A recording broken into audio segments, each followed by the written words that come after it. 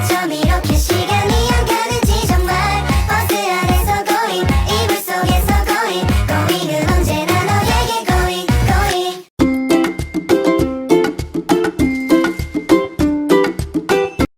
Pengertian landasan yuridis pendidikan. Pendidikan adalah proses pengubahan sikap dan tata laku seseorang atau sekelompok orang dalam upaya mendewasakan manusia melalui pengajaran dan pelatihan. Hukum merupakan suatu aturan baku sebagai tempat berpijak ataupun titik tolak dalam melaksanakan kegiatan-kegiatan tertentu. Dalam hal ini adalah kegiatan pendidikan dilandasi oleh aturan-aturan baku mengenai segala proses dan hal yang berkaitan dengan pendidikan. Cukup banyak pendidikan yang dilandasi aturan-aturan lain seperti aturan kurikulum, aturan cara mengajar, aturan cara membuat persiapan, supervise, dan lain sebagainya. Kata yuridis berkaitan dengan hukum, maka yang menjadi asumsi dalam pendidikan adalah sumber-sumber hukum yang menjadi pijakan dalam pelaksanaan pendidikan di Indonesia. Landasan hukum pendidikan adalah asumsi-asumsi yang bersumber dari peraturan perundang-undangan yang berlaku yang dijadikan titik tolak dalam pendidikan. Menurut Madhavidarta, landasan hukum diartikan sebagai suatu aturan baku sebagai tempat berpijak dan titik tolak dalam melaksanakan kegiatan-kegiatan tertentu. Dalam hal ini adalah kegiatan pendidikan. Hubungan antara pendidikan dan hukum seperti halnya tercantum di dalam pasal 2 dan 3 Undang-Undang Republik Indonesia Nomor 20 Tahun 2003 tentang Sistem Pendidikan Nasional, bahwa pemerintah menjamin terselenggaranya wajib belajar minimal pada jenjang pendidikan dasar tanpa dipungut biaya. Wajib belajar merupakan tugas dan tanggung jawab negara yang diselenggarakan oleh lembaga pendidikan nasional, pemerintah daerah, dan masyarakat. Dengan hal itu, maka tujuan dan pendidikan nasional akan tercapai sesuai dengan harapan dan cita-cita negara. Seperti hubungan antara Pancasila dan sistem pendidikan ditinjau dari filsafat pendidikan, di mana Pancasila adalah dasar negara yang tercantum dalam pembukaan Undang-Undang Dasar 1945. Pancasila mempunyai fungsi dalam hidup dan kehidupan bangsa dan negara Indonesia. Antara lain, Pancasila sebagai dasar negara, alat pemersatu bangsa, sumber dari segala sumber hukum, pandangan hidup bangsa, dan sumber ilmu pengetahuan di Indonesia. Selanjutnya yaitu pengertian sistem pendidikan nasional. Sistem pendidikan nasional adalah keseluruhan komponen pendidikan yang saling terkait secara terpadu untuk mencapai suatu tujuan pendidikan nasional.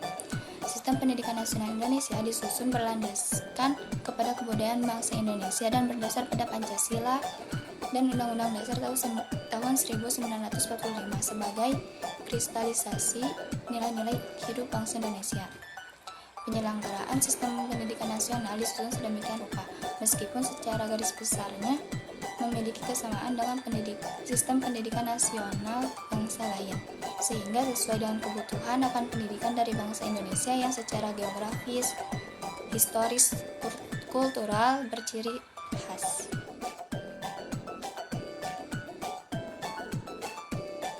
Pertama, cita-cita pendidikan dan amanat Undang-Undang Dasar Negara Republik Indonesia tahun 1945 mengenai penyelenggaraan sistem pendidikan nasional.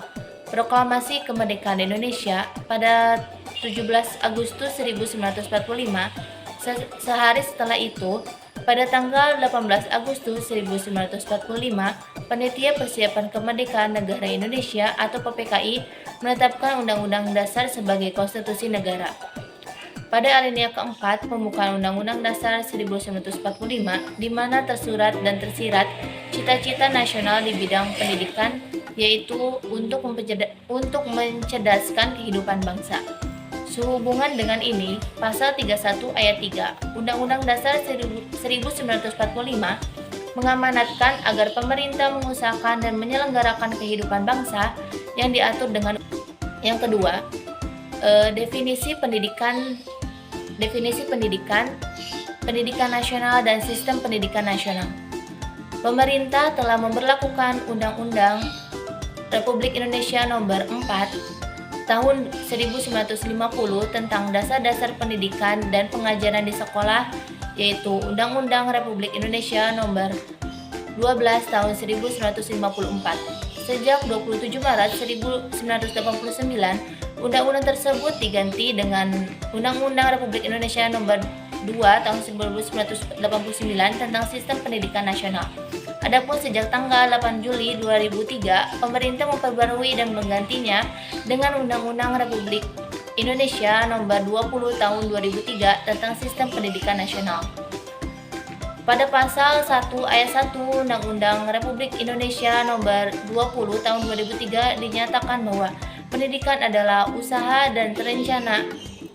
sadar dan terencana untuk mewujudkan suasana belajar dan proses pembelajaran agar peserta didik secara aktif mengembangkan potensi dirinya untuk memiliki kekuatan spiritual, keagamaan, pengendalian diri, kepribadian, kecerdasan, akhlak mulia, serta keterampilan yang diperlukan dirinya, masyarakat, bangsa, dan negara. Pendidikan nasional adalah pendidikan yang berdasarkan Pancasila dan Undang-Undang Dasar 1945 yang berakar pada nilai-nilai agama, kebudayaan nasional Indonesia, dan tanggap terhadap tuntunan perubahan zaman. Pada pasal 1 ayat 2 Undang-Undang Republik Indonesia, Sistem Pendidikan Nasional adalah keseluruhan komponen pendidikan nasional yang saling terkait secara terpadu untuk mencapai tujuan pendidikan nasional. Dasar, visi dan misi, fungsi, tujuan, strategi pendidikan nasional, dan prinsip penyelenggaraan pendidikan. Dasar pendidik nasional dinyatakan pada pasal 2 Undang-Undang Republik Indonesia Nomor 20 Tahun 2003 bahwa pendidikan nasional berdasarkan Pancasila dan Undang-Undang Dasar tahun 1945. Visi dan misi pendidikan nasional. Pendidikan nasional mempunyai visi terwujudnya sistem pendidikan sebagai peranata sosial yang kuat dan berwibawa untuk memperdayakan semua warga negara Indonesia berkembang menjadi manusia yang berkualitas sehingga mampu dan proaktif menjawab tantangan zaman yang selalu berubah. Dengan visi pendidikan tersebut, pendidikan nasional yang pertama, mengupayakan perluasan dan pemerataan kesempatan memperoleh pendidikan yang bermutu bagi seluruh rakyat Indonesia.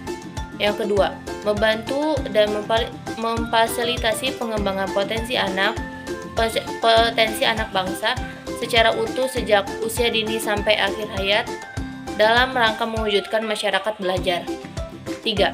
Meningkatkan kesiapan masukan dan berkualitas proses pendidikan untuk mengoptimalkan pembentukan kepribadian yang bermoral.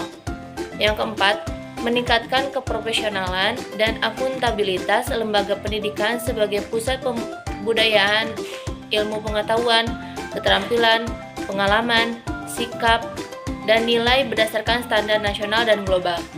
Kelima, memperdayakan peran serta masyarakat dalam penyelenggaraan pendidikan berdasarkan prinsip otonomi dalam konteks Negara Kesatuan Republik Indonesia. Fungsi dan tujuan pendidikan nasional sebagaimana dinyatakan dalam pasal 3 Undang-Undang Republik Indonesia Nomor 20 Tahun 2003 serta berdasarkan visi dan misi tersebut di atas. Pendidikan nasional berfungsi mengembangkan kemampuan dan membentuk watak serta peradaban bangsa yang martabat dalam rangka mencerdaskan kehidupan bangsa.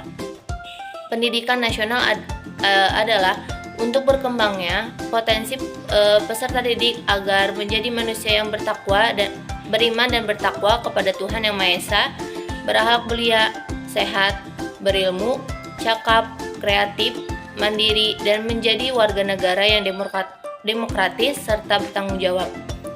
Strategi pembangunan nasional. Pembaruan sistem pendidikan memerlukan strategi. Strategi pembangunan pendidikan nasional yang pertama, pelaksanaan pendidikan agama serta akhlak mulia. Kedua, pengembangan dan pelaksanaan kurikulum berbasis kompetensi. Ketiga, proses pembelajaran yang mendidik dan dialogis. Keempat, evaluasi, akreditasi, dan sertifikasi pendidikan yang memberdayakan. Kelima, peningkatan keprofesionalan pendidik dan tenaga kependidikan. Yang keenam, penyediaan sarana belajar yang mendidik. Ketujuh, pembiayaan pendidikan yang sesuai dengan prinsip pemerataan dan berkeadilan. Kedelapan, penyelenggaraan pendidikan yang terbuka dan merata. Kesembilan, pelaksanaan wajib belajar. 10, pelaksanaan otonomi manajemen pendidikan. 11, pemberdayaan para masyarakat. 12, pusat pembudayaan masyarakat. 13, pelaksanaan pengawasan dalam sistem pendidikan nasional. 4, hak dan kewajiban warga negara, orang tua, masyarakat, dan pemerintah.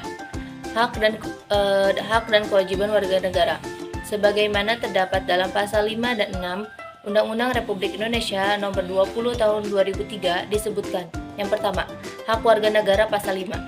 Setiap warga negara mempunyai hak yang sama untuk memperoleh pendidikan yang bermutu. Warga negara yang memiliki kelainan fisik, emosional, mental, intelektual, dan atau sosial berhak memperoleh pendidikan khusus. Warga negara di daerah terpencil atau terbelakang serta masyarakat adat yang terpencil berhak memperoleh pendidikan layanan khusus. Warga negara yang memiliki potensi kecerdasan dan bakat istimewa berhak memperoleh pendidikan khusus. Setiap warga negara berhak mendapatkan kesempatan meningkatkan pendidikan sepanjang hayat. 2. Kewajiban warga negara. Pasal 6. Sebagaimana setiap warga negara yang berusia 7 sampai 15 tahun wajib mengikuti pendidikan dasar. Setiap warga negara bertanggung jawab terhadap keberlangsungan penyelenggaraan pendidikan. Hak dan kewajiban orang tua. Sebagaimana dalam pasal 7 Undang-Undang Republik Indonesia Nomor 20 Tahun 2003. Yang pertama, orang tua berhak memiliki satuan pendidikan dalam memperoleh informasi tentang anaknya. 2. Orang tua berkewajiban kepada anaknya untuk memberikan pendidikan selama wajib belajar. Hak dan kewajiban masyarakat. Sebagaimana dalam pasal 8 dan 9 Undang-Undang Republik Indonesia Nomor 20 Tahun 2003. Yang pertama, pasal 8. Masyarakat berhak berperan serta dalam perencanaan, pelaksanaan, pengawasan, dan evaluasi program pendidikan. Kedua, pasal 9. Masyarakat berkewajiban memberikan dukungan sumber daya dalam penyelenggaraan pendidikan. Hak dan kewajiban pemerintah. Sebagaimana diatur dalam pasal 10 dan 11 Undang-Undang Republik Indonesia Nomor 20 Tahun 2003. Yang pertama, pasal 10.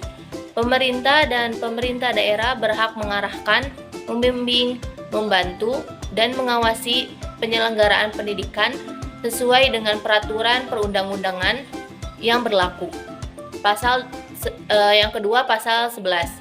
Pemerintah dan pemerintah daerah wajib memberikan layanan dan kemudahan serta menjamin terselenggaranya pendidikan yang bermutu bagi setiap warga negara tanpa diskriminasi. Pemerintah dan pemerintah daerah wajib menjamin tersedianya dana guna terselenggaranya pendidikan bagi setiap warga negara yang berusia 7 sampai 15 tahun. Oleh karena itu, kalau diperhatikan dari hak dan kewajiban warga negara, orang tua, masyarakat, dan pemerintah, maka kita tidak akan menemukan anak yang buta huruf, tidak bisa menulis dan membaca, yang putus sekolah karena permasalahan ekonomi, dan lain sebagainya. Karena fenomena-fenomena tadi menjadi tanggung jawab pemerintah, terlebih kalau anggaran pendidikan di negara kita sudah mencapai 20%. Yang kelima, wajib belajar. Wajib belajar adalah program pendidikan minimal yang harus diikuti oleh warga negara Indonesia atas tanggung jawab pemerintah dan pemerintah daerah. Pasal 34 Undang-Undang Republik Indonesia Nomor 20 Tahun 2003 menyatakan, setiap warga negara yang berusia 7 tahun dapat mengikuti program wajib belajar. Pemerintah dan pemerintah daerah menjamin terselenggaranya wajib belajar minimal pada jenjang pendidikan daras tanpa memungut biaya. Wajib belajar merupakan tanggung jawab negara yang diselenggarakan oleh lembaga pendidikan pemerintah, pemerintah daerah, dan masyarakat. Ketentuan mengenai wajib belajar sebagaimana dimaksud pada ayat 1, 2, dan 3 diatur lebih lanjut dengan peraturan pemerintah. Yaitu kelembagaan pendidikan. Berdasarkan Undang-Undang Nomor 2 Tahun 1989 tentang Sistem Pendidikan Nasional, kelembagaan pendidikan nasional dapat dilihat dari segi jalur pendidikan dan program serta pengelolaan pendidikan. Yang pertama yaitu jalur pendidikan. Terbagi menjadi dua, yaitu jalur pendidikan sekolah dan jalur pendidikan luar sekolah. Adapun jalur pendidikan sekolah yaitu yang dilaksanakan di sekolah melalui kegiatan belajar mengajar serta berjenjang dan bersinambungan. Dan jalur pendidikan di luar sekolah yaitu yang bersifat kemasyarakatan yang diselenggarakan di luar sekolah melalui kegiatan belajar mengajar yang tidak berjenjang dan bersinambungan. Yang kedua yaitu jenjang pendidikan, merupakan suatu tahap dalam pendidikan berkelanjutan yang ditetapkan berdasarkan perkembangan peserta didik serta keluasan dan kedalaman bahan pengajaran. Yang pertama yaitu jenjang pendidikan dasar. Pendidikan dasar diselenggarakan untuk memberikan bekal dasar yang diperlukan untuk hidup dalam bermasyarakat berupa pengembangan sikap, pengetahuan, dan keterampilan dasar, dan juga berfungsi untuk mempersiapkan peserta yang memenuhi persyaratan untuk melanjutkan ke sekolah menengah. Yang kedua yaitu jenjang pendidikan menengah. Pendidikan menengah yang lamanya 3 tahun sesuai pendidikan dasar diselenggarakan di SLTA atau SMA yang berfungsi sebagai lanjutan dan perluasan pendidikan dasar. Pendidikan menengah terdiri atas pendidikan menengah umum, kedinasan, dan keagamaan. Yang ketiga yaitu jenjang pendidikan tinggi, merupakan lanjutan dari pendidikan menengah yang diselenggarakan untuk menyiapkan peserta menjadi anggota masyarakat yang memiliki kemampuan akademik atau profesional yang dapat menerapkan, mengembangkan, menciptakan ilmu, pengetahuan, teknologi, dan kesenian. Pendidikan ini juga berfungsi sebagai jembatan antara pengembangan bangsa dan kebudayaan nasional. Satuan pendidikan yang menyelenggarakan pendidikan tinggi disebut perguruan tinggi yang dapat berbentuk akademik, politeknik, sekolah tinggi, dan universitas. Selanjutnya ada program pengolahan pendidikan. Yang pertama yaitu jenis-jenis program pendidikan. Nah, ada yang pertama pendidikan umum, merupakan pendidikan yang mengutamakan perluasan pengetahuan dan keterampilan peserta didik dengan pengkhususan yang diwujudkan pada tingkat-tingkat akhir masa pendidikan. Contohnya yaitu SD, SMP, SMA, dan universitas. Yang kedua yaitu pendidikan kejuruan, merupakan pendidikan yang mempersiapkan peserta didik untuk dapat bekerja pada bidang pekerjaan tertentu. Contohnya yaitu seperti STM, SMK. Yang ketiga yaitu pendidikan luar biasa, merupakan pendidikan khusus yang diselenggarakan untuk peserta didik yang menyandang kelainan fisik atau mental. Contohnya yaitu SDLB dan SGPLB. Yang keempat yaitu pendidikan kedinasan, merupakan pendidikan khusus yang diselenggarakan untuk meningkatkan kemampuan dalam pelaksanaan tugas kedinasan bagi pegawai atau calon pegawai suatu departemen pemerintah atau lembaga pemerintah non-departemen. Yang kelima yaitu pendidikan keagamaan, merupakan pendidikan khusus yang mempersiapkan peserta didik untuk dapat melaksanakan peranan yang menuntut penguasaan pengetahuan khusus tentang ajaran agama. Selanjutnya yaitu kurikulum program pendidikan. Konsep sistem pendidikan nasional direalisir melalui kurikulum. Kurikulum memberi bekal pengetahuan, sikap, dan keterampilan kepada peserta didik. Kurikulum dapat diartikan sebagai tempat berpacu atau jarak yang harus ditempuh. Adapun aspek-aspek kurikulum yaitu yang pertama ada aspek kesatuan nasional, yaitu membuat unsur-unsur penyatuan bangsa. Yang kedua yaitu aspek lokal yang memuat sifat-sifat kekhasan daerah baik yang berupa unsur budaya, sosial, maupun lingkungan alam. Yang pertama yaitu kurikulum nasional. Adapun ciri-ciri kurikulum nasional yaitu diberlakukan sama pada setiap macam satuan pendidikan di seluruh Indonesia. Yang kedua yaitu ditetapkan oleh pemerintah, Mendikbud atau lembaga pemerintah non-departemen. Yang ketiga yaitu tujuan untuk menggalang kesatuan nasional dan pengendalian mutu pendidikan. Kedua yaitu kurikulum muatan lokal. Adapun latar belakangnya yaitu karena Indonesia memiliki ciri khas mengenai adat istiadat, tata cara, tata krama, kesenian, kondisi alam, serta nilai-nilai kehidupannya masing-masing. Keanekaragaman budaya, lingkungan sosial, dan kondisi alam itu merupakan kekayaan hidup bangsa Indonesia. Oleh karena itu, perlu dilestarikan dan dikembangkan melalui upaya pendidikan. Untuk itu, program sekolah harus juga memuat unsur-unsur lingkungan yang disebut muatan lokal. Kesungguhan pemerintah dalam merealisasikan pemikiran mengenai muatan lokal diwujudkan dalam keputusan Menteri Pendidikan dan Kebudayaan Republik Indonesia. Adapun kesimpulannya yaitu hukum merupakan aturan baku sebagai tempat berpijak atau titik tolak dalam melaksanakan suatu kegiatan, dalam hal ini yaitu kegiatan pendidikan. Tetapi tidak semua kegiatan pendidikan diatur oleh aturan yang baku. Banyak juga kegiatan pendidikan yang diatur oleh aturan lain seperti kurikulum, aturan cara mengajar, supervise, dan sebagainya. Landasan yuridis atau hukum pendidikan adalah asumsi-asumsi yang bersumber dari peraturan perundang-undangan yang berlaku yang dijadikan sebagai pijakan dalam pendidikan, terutama adalah pendidikan nasional.